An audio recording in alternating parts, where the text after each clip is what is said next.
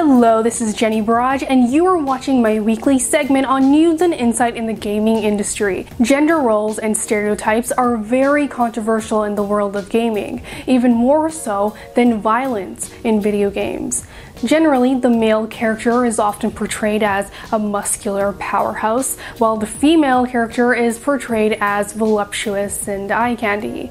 But these gender roles and stereotypes are unavoidable in all media industries. Philosophers, artists, poets have been exploiting these gender roles for thousands of years. Why then are video games under attack for something that has been and is currently being used by so many industries?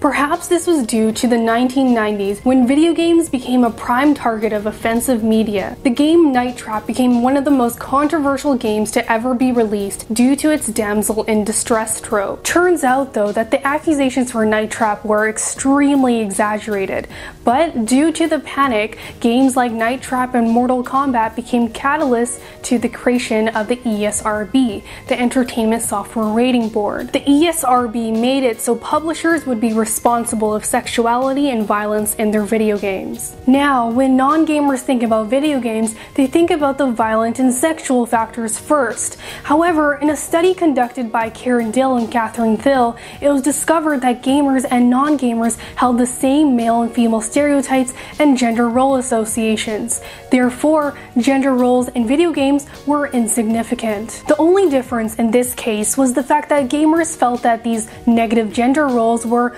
okay in video games. But from my personal standpoint, most gamers feel the need to defend these gender roles in video games, not because they feel it's right, but because those who accuse video games as negative mediums are more likely to go against video games as a whole. Therefore, gamers feel the need to defend their hobby as much as possible. And video games have become even more common ground to genders. In a heteronormative world, girls are known to play dress up, do their hair, play with dolls, and in the video game industry, a male-dominated market, it's quite common to see character creations in many game genres. And in these character creations, the gamer gets to change character clothes, their hairstyles, their makeup, the list goes on. And even more so is the fact that a study at Nottingham Trent University discovered that 15% of gamers usually switch their genders